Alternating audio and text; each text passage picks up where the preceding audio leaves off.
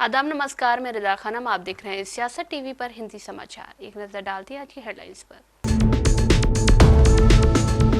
मणिपुर हिंसा के बाद पहली बार इम्फाल पहुंचे पीएम नरेंद्र मोदी। चुराचांदपुर में भारी बारिश के बीच पीड़ितों से की मुलाकात।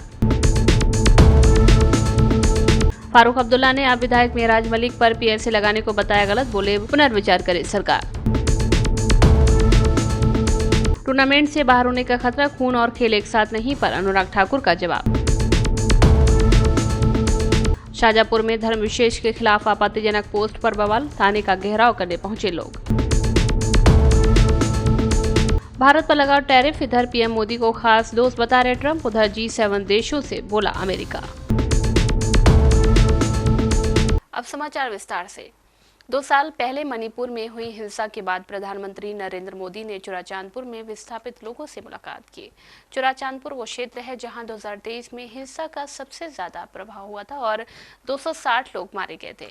पीएम नरेंद्र मोदी ने राहत शिविरों में मौजूद बुजुर्गों और बच्चों से बातचीत की। उनके साथ राज्यपाल अजय कुमार भल्ला भी मौजूद रहे। हम बहुत जल्द दुनिया की तीसरी सबसे बड़ी अर्थव्यवस्था बनने वाले हैं और मेरा पूरा प्रयास है कि विकास का लाभ देश के कोने कोने में पहुंचे। एक समय था जब दिल्ली से घोषणाएं होती थी और उनको यहां पहुंचते पहुंचते दशकों लग जाते थे। आज हमारा चुराचांदपुर, हमारा मणिपुर भी बाकी देश के साथ विकास कर रहा है। अब जैसे देश भर में गरीबों के लिए हमने पक्के घर बनाने की योजना शुरू की, इसका फायदा मणिपुर के भी हजारों परिवारों को मिला। यहां करीब 60,000 घर बन चुके हैं। इसी तरह इस क्षेत्र में पहले बिजली की कितनी समस्या होती थी, हमारी सरकार ने आपको इस परेशानी से मुक्ति दिलाने का प्रण लिया है। इसी का नतीजा है कि यहां मणिपुर में भी 1 लाख से अधिक परिवारों को मुफ्त बिजली कनेक्शन दिया गया है। साथियों, हमारी माताओं बहनों को पानी के लिए भी बहुत सारी मुश्किलें होती थी। जम्मू कश्मीर में नेशनल कॉन्फ्रेंस के अध्यक्ष डॉक्टर फारूक अब्दुल्ला ने सरकार से डोडा विधायक मेहराज मलिक को जन सुरक्षा अधिनियम के तहत हिरासत में लेने के अपने फैसले पर पुनर्विचार करने की अपील की है। साथ ही उन्होंने मलिक को डोडा के उपायुक्त के खिलाफ अपनी टिप्पणी वापस लेने की सलाह भी दी। पत्रकारों से बातचीत करते हुए फारूक अब्दुल्ला ने कहा कि मलिक का डोडा के उपायुक्त के साथ दुर्व्यवहार खेदजनक था। देखिए, मैं आपसे कहूँ, मेहराज की भी गलती है। उसने जो अल्फाज इस्तेमाल किए वो अनपार्लियामेंट्री थे। हो सकता है उस गुस्से में से किया हो, मगर पीएसए लगाना भी गलत है। ये चीज़ आराम से सुलझाई जा सकती थी अगर ये लोग बाद में बात करते और बात से हर चीज़ हल हो जाती है। इसलिए मैंने उसी वक्त वज़ीर आज़म से भी और होम मिनिस्टर से भी अपील की कि इसको वापस लिया जाए और जो हमारे मलिक साहब हैं वो भी अपने अल्फाज वापस लें। और गलती की गर्मा गर्मी में हो जाता है और ये सबसे बेहतरीन तरीका है इसको सुलझाने का। नहीं तो सारा डोडा इस पर उलझा हुआ है और इसको ख़त्म करने के लिए ताकत का इस्तेमाल करना ज़रूरी नहीं है, हमदर्दी और प्यार की ज़रूरत है। भारत ने आज नेपाल में पूर्व मुख्य न्यायाधीश सुशीला कार्की के नेतृत्व में नई अंतरिम सरकार के गठन का स्वागत किया है। कार्की ने शुक्रवार देर रात देश की पहली महिला प्रधानमंत्री के रूप में शपथ ली। विदेश मंत्रालय ने एक बयान में कहा है कि हम सुशीला कार्की के नेतृत्व में नेपाल में नई अंतरिम सरकार के गठन का स्वागत करते हैं।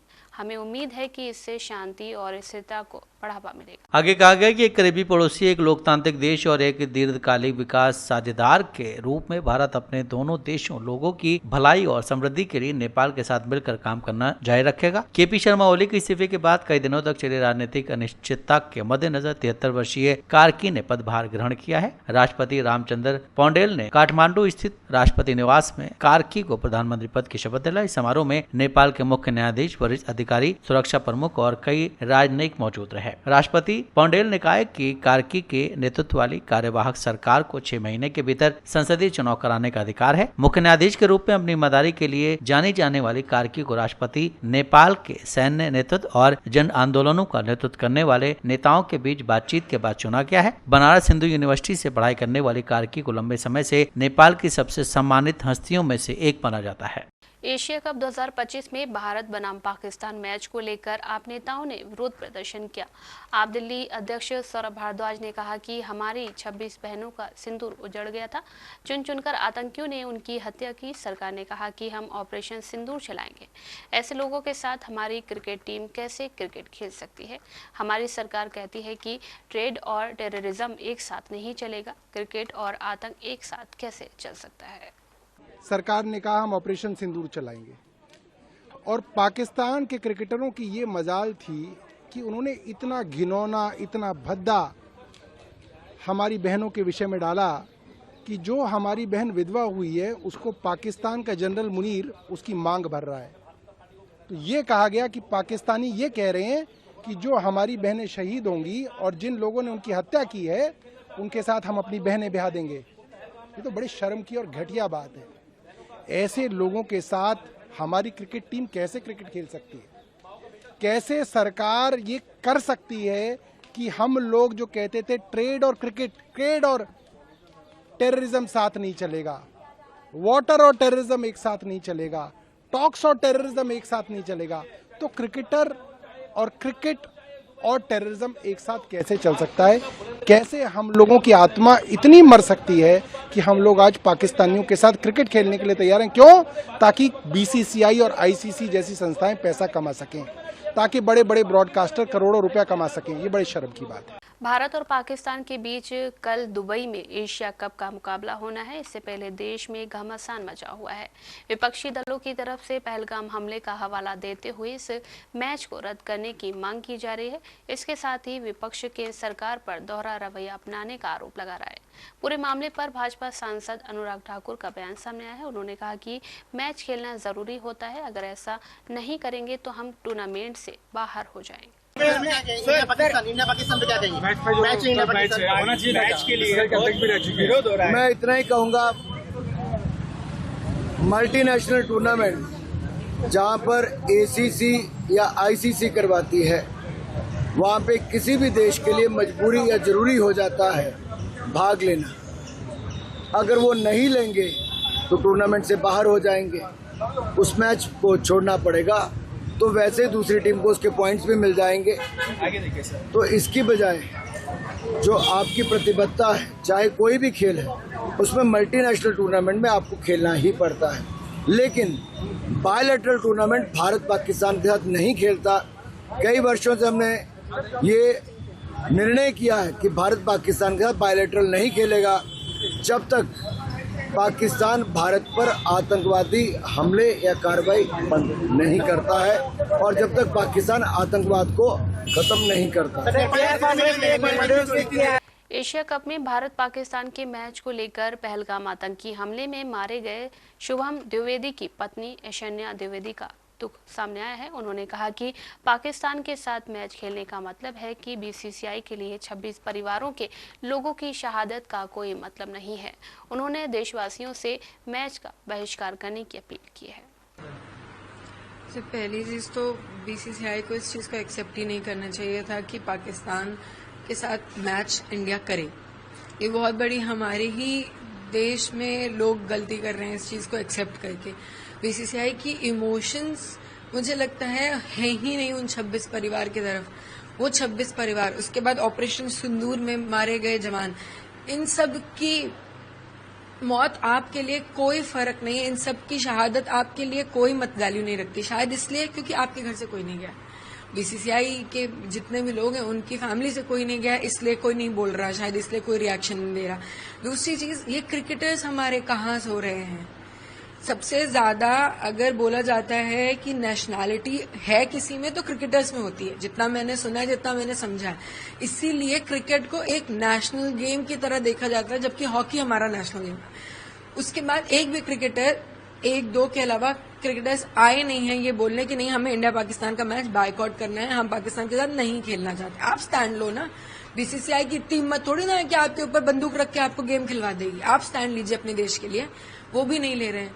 उसके बाद मैं ये लोगों से, आप सबसे, जो स्पॉन्सर्स इस गेम को स्पॉन्सर कर रहे हैं, जो टीवी चैनल, सोनी चैनल इसको दिखा रहा है, मैं उन सब से पूछना चाहती हूँ, आपके अंदर इंसानियत, आपके अंदर आपके 26 लोगों के लिए जो नेशनैलिटी है वो खत्म हो चुकी है, क्योंकि स्पॉन्सर्स तो मिल ही गए इन लोगों को। सोनी ने इसको दिखाने के लिए एग्री भी किया है, ऊपर से इतना प्रचार चल रहा है, इतना ज्यादा उस चीज को लेके दिखा रहे हैं कि ये इंडिया पाकिस्तान, ऑपरेशन सिंदूर के बाद इंडिया पाकिस्तान का पहला मैच है। दिमाग खत्म है आप लोगों का, इमोशंस खत्म है। आप अपने नेशन के लिए आप कुछ करना ही नहीं चाहते हो, आपके अंदर कुछ बचा ही नहीं है। आप एक छोटी सी बात समझिए, आपके साथ आपका पड़ोसी लड़ लेता है तो आप बात नहीं करते हो उससे। आपके पड़ोसी मुल्क ने आके आपके देश में घुस के आपके लोगों को हिंदू पूछ के मारा है, और आप उसकी शक्ल देख के उसके साथ एक मैच खेलोगे? इतनी आपके अंदर इतना भी कुछ बचा है? मर चुके, आंख का पानी खत्म है, इन लोगों का कुछ नहीं बचा है। यूपी के बरेली में बॉलीवुड एक्ट्रेस दिशा पाटनी के घर पर 2 बाइक सवार बदमाशों ने फायरिंग की, जिससे पूरे इलाके में हड़कंप मच गया। बदमाशों ने उनके घर पर 5 राउंड फायरिंग की। इस घटना के बाद उनके घर की सुरक्षा बढ़ा दी गई है। इस मामले पर एक्ट्रेस के पिता और रिटायर्ड सीओ जगदीश पाटनी ने प्रतिक्रिया दी है। घटना के बारे में आप सबको पता है और आपने न्यूज भी पढ़ ली होगी, आपने न्यूज भी देख ली होगी, तो घटना तो आपने देख ही ली है कि 2 अज्ञात व्यक्तियों के द्वारा मेरे घर पर बर्स्ट फायर किया है। मेन घटना यही है। सर, ये कहा जा रहा है कि उन्होंने जो बयान दिया है फेसबुक पर, उन्होंने क्या किया है, खुशबू के जो एक वर्जन था उसको लेकर उन्होंने आपत्ति जताई है। खुशबू का भी जो बयान था उसको तोड़ मरोड़ के पेश किया गया है। आपने देखा होगा उसका नाम प्रेमानंद जी महाराज से भी जोड़ा गया है। हम लोग सनातनी हैं और हमेशा हम गुरु जी, आचार्य जी और इस तरह के जो हमारे साधु संत हैं उनका हम ससम्मान करते हैं। लेकिन अगर कोई उनके बयान को तोड़ मरोड़ के या उसमें कट पेश करके अगर ये करता है तो ये कहीं न कहीं पे हमको नीचे गिराने की एक साजिश है। आप क्या कार्रवाई हो रही है, किस तरह की आप संदेश करते हैं? कार्रवाई पुलिस ने अपना पूरा जितना प्रयास पुलिस कर सकती है कर रही है। माननीय योगी जी का ये उत्तर प्रदेश है और योगी जी का भी पुलिस को एक स्पष्ट आदेश है, 0 टॉलरेंस। और स्पेशली इस तरह की जो गुंडागर्दी या इस तरह की दहशतबाजी है उस पर पूरा लगाम लगाने की उनकी कोशिश है। और उसी क्रम में हमारे बरेली की police, SSP, ADG sir, SP traffic सभी लोग लगे हुए। सर, कितने गन शॉट फायर किए और किस तरह की आप लोगों ने? गन शॉट तो फायर, चूँकि उस समय तो हम लोग दहशत में थे, मैं जट भी गया था, बाहर आने की कोशिश भी करी थी, आया भी था और जैसे तैसे आड़ लेके हम लोग बचे हैं। चूँकि मैंने आपको बताया ना कि वो जो गन शॉट है वो यहाँ स्वदेशी नहीं है, वो विदेशी है। उसको तो बटन दबाते हुए कई राउंड फायर कर जाती है। अब मैं ये नहीं कह सकता हूँ, 8-10 राउंड तो मेरे ख्याल से फायर हुई है। गोल्डी बरार ने ली है ये तो फेसबुक या ट्विटर के माध्यम से पता चल रहा है, लेकिन अभी स्पष्ट नहीं है कि गोल्डी बरार ने ये जिम्मेदारी ले रखी है। अब ये तो पुलिस जब किसी नतीजे पे पहुंचेगी तभी हम कुछ कहने की स्थिति में रहेंगे। यूपी के शाहजहांपुर जनपद में शुक्रवार रात उस समय बवाल हो गया जब एक व्यक्ति द्वारा सोशल मीडिया पर धर्म विशेष और पैगंबर मोहम्मद साहब के खिलाफ आपत्तिजनक टिप्पणी के बाद माहौल तनावपूर्ण हो गया। के दीक्षित नामक युवक द्वारा की गई इस पोस्ट के बाद सदर बाजार थाना पुलिस ने मामले की गंभीरता को देखते हुए आरोपी को गिरफ्तार कर लिया और उसके खिलाफ मुकदमा दर्ज किया है।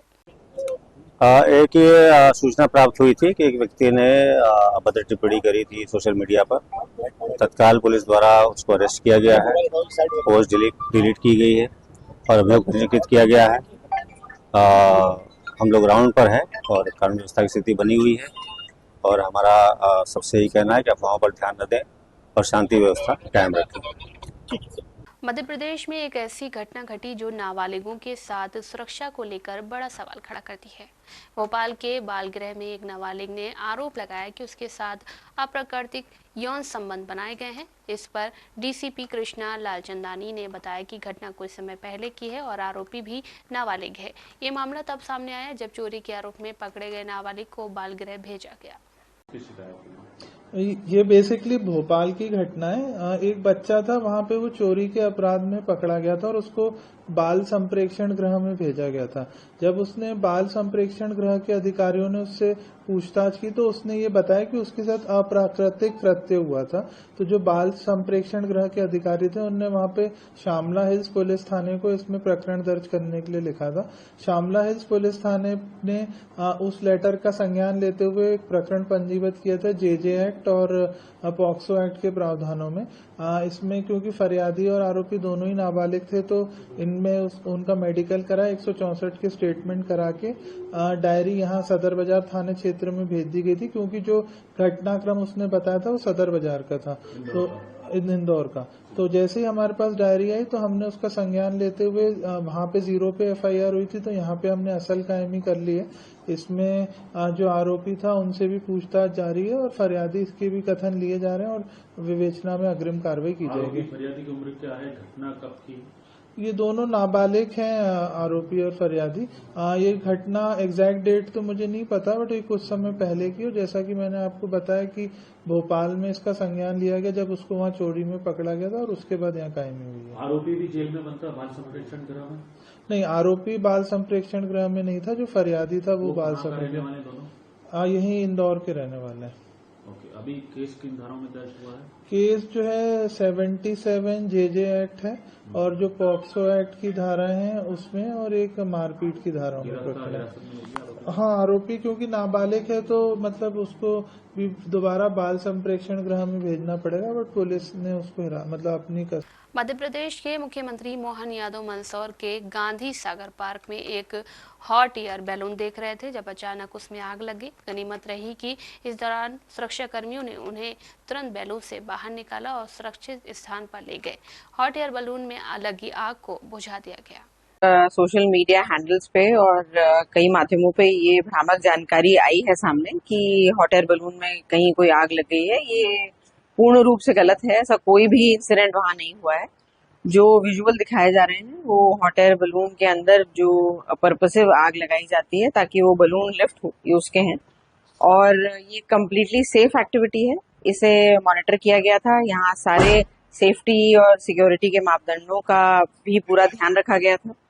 साथ साथ में ये क्योंकि वहाँ पे गांधी सागर पे कुछ वाटर और एयर एडवेंचर स्पोर्ट्स एक्टिविटीज की जा रही हैं, इसी का अवलोकन करने के लिए माननीय मुख्यमंत्री जी द्वारा ये हॉट एयर बलून का की एक्टिविटी को एक्सपीरियंस किया गया था। ये कम्प्लीटली सेफ एक्टिविटी है और सारे सेफ। अमेरिका के राष्ट्रपति डोनाल्ड ट्रंप एक ओर पीएम नरेंद्र मोदी को खास दोस्त बताते हैं तो वहीं दूसरी ओर उनके वित्त मंत्री ने G7 देशों में कहा है कि वो भारत और चीन पर भारी टैरिफ लगा दे क्योंकि ये दोनों देश रूस से भारी मात्रा में तेल खरीद रहे हैं। अमेरिका की ओर से जारी बयान में भारत और चीन को यूक्रेन में मॉस्को के युद्ध प्रयासों में प्रमुख सहयोगी बताया गया है। G7 के वित्त मंत्रियों के साथ बातचीत के दौरान अमेरिकी वित्त मंत्री ने और व्यापार प्रतिनिधि जेमिन्सन ने अपने सहयोगियों पर वाशिंगटन के टैरिफ उपायों के हिसाब से कदम उठाने का दबाव डाला। उन्होंने चेतावनी देते हुए कहा है कि केवल रूस के ऊर्जा राजस्व में कटौती करने से ही युद्ध समाप्त हो सकता है। बैठक के बाद एक संयुक्त बयान में उन्होंने कहा है कि केवल एकीकृत प्रयास से ही पुतिन की युद्ध मशीन को वित्त पोषित करने वाले राजस्व को रोका जा सकता है। हम निरर्थक हत्याओं को रोकने के लिए पर्याप्त आर्थिक दबाव डालने में सक्षम होंगे। कनाडा के वित्त मंत्री की अध्यक्षता में हुई वर्चुअल वार्ता में नए प्रतिबंधों, व्यापार उपायों और यूक्रेन की रक्षा के लिए जब्त रूसी परिसंपत्तियों के संभावित उपयोग पर ध्यान केंद्रित किया गया। G7 की अध्यक्षता करने वाले देश कनाडा ने इस बात पर जोर दिया है कि सदस्य देश यूक्रेन के दीर्घकालिक आर्थिक सुधार की सुरक्षा करते हुए मॉस्को पर दबाव बढ़ाने के लिए एकजुट हैं। वाशिंगटन की ये नई पहल ऐसे समय में सामने आई है जब अमेरिकी वित्त मंत्रालय के प्रवक्ता ने सार्वजनिक रूप से चीनी और भारतीय सामानों पर टैरिफ लगाने की मांग की और तर्क दिया कि इन दोनों देशों की तरफ से रियायती दरों पर रूसी कच्चे तेल की निरंतर खरीद से संघर्ष लंबा खिंच रहा है। हिंदी समाचार बस यही समाप्त होता है। मुझे दें इजाजत। आप बने रहें सियासत टीवी के साथ।